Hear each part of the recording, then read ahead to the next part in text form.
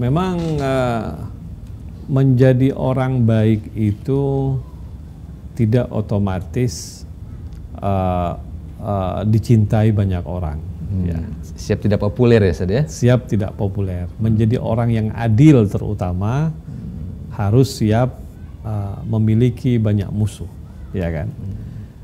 Menjadi orang muslim, menjadi seorang mukmin, menjadi seorang khalifah yang adil, menjadi seorang pemimpin yang adil, memang harus siap-siap menerima musuh-musuh yang banyak bahkan ya. Jadi saya misalnya tidak heran kalau memang ada pemimpin yang berusaha untuk berkhidmat kepada bangsanya, kepada masyarakatnya, ya kan, tidak nepotisme, sayang kepada bangsanya, berbuat banyak untuk bangsanya, tiba-tiba banyak musuh. Saya nggak heran itu, ya kan, sebab memang sudah pernah dialami oleh orang-orang baik sebelum ini gitu. Nah, Imam Ali bin Abi Thalib adalah contoh yang paling konkret, ya kan. Imam Ali mengatakan ketika dia berkata kepada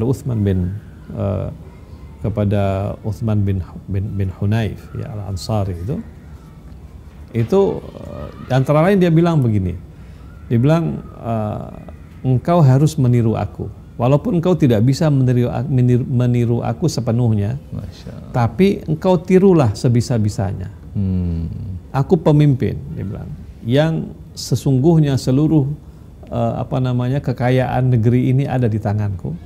Tapi dia bilang, bagiku cukup hanya dengan 2 helai pakaian saja dan 2 keping roti saja sebagai makananku. Ya kan? Kenapa? Karena dia bilang di sana masih ada orang-orang susah yang tidak berpakaian, dan di sana masih ada orang-orang susah yang makan, yang tidur dalam keadaan tidak kenyang. Jadi beliau Imam Ali alaihissalam mengatakan kepada Utsman bin Hunayf bahwa menjadi seorang penguasa itu dia haruslah hidup, kalau bisa dia haruslah hidup seminimal rakyatnya yang hidup, dan berpakaian seminimal rakyatnya yang berpakaian, kalau bisa. Tapi kalau nggak bisa, dia bilang, wahai Utsman, jangan engkau berfoya-foya, ya kan? Engkau bantulah aku dengan menjadi pemimpin yang wara, yang tidak mengejar dunia dan sebagainya. Nah, orang-orang seperti ini kan yang ingin menegakkan keadilan seperti ini pasti banyak musuhnya. Siapa musuhnya? Pertama, musuh-musuhnya adalah orang-orang yang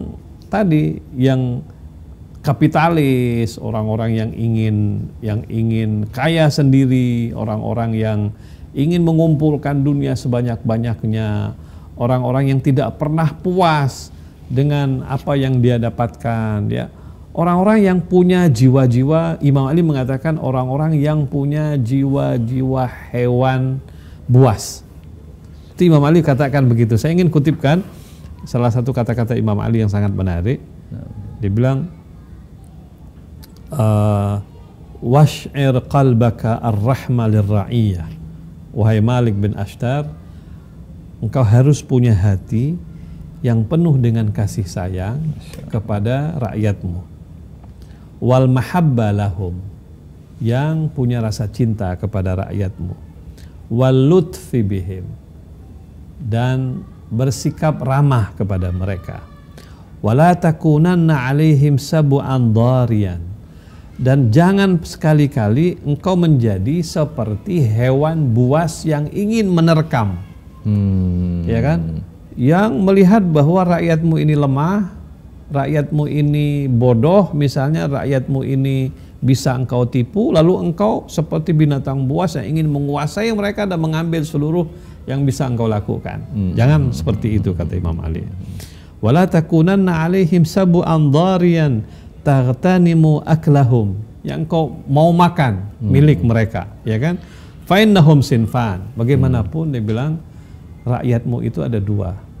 Ada 2 tipe. Imma akhun laka fid din wa imma nadhirun laka fil khalaq. Mereka bisa jadi satu saudara seagama denganmu, atau mereka adalah satu makhluk yang sama jenis denganmu. Nah, jadi memang Imam Ali alaihissalam sangat menekankan, ya, kepada pemimpin ini untuk memberikan kasih sayang kepada semua rakyatnya tanpa diskriminatif, ya kan? Orang seperti ini melahirkan musuh-musuh. Siapa musuh-musuhnya?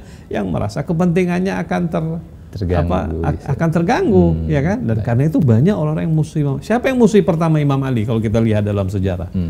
Yang memusuhi pertama Imam Ali adalah Muawiyah. Siapa itu Muawiyah? Orang yang paling korup, orang yang paling nepotis, ya kan? Orang yang paling kapitalis dan sebagainya, karena dia merasa terancam dengan keberadaan Imam Ali bin Abi Thalib alaihissalam. Dan karena itu kenapa musuh-musuh Imam Ali biasanya terdiri dari manusia-manusia seperti ini, ya kan? Dan begitu juga pengikut Imam Ali sekarang, musuh-musuhnya juga sama dengan pengikut-pengikutnya Muawiyah, gitu kan? Kenapa? Karena mereka merasa terancam dengan keberadaan manusia-manusia seperti itu. Ya, saya tidak perlu sebutkan nama contoh-contohnya sekarang ini, bisa kita lihat lah dalam kehidupan kita, ya, di mana orang-orang yang membawa bendera Imam Ali alaihissalam, orang-orang yang membawa pemikiran-pemikiran Imam Ali ingin membangun sebuah pemerintahan yang adil. Musuh pertama mereka adalah orang-orang yang memiliki sifat-sifat yang sama dengan Bani Umayyah, dan mereka adalah muslim-muslim yang bisa kita kenal, ya. Masya Allah.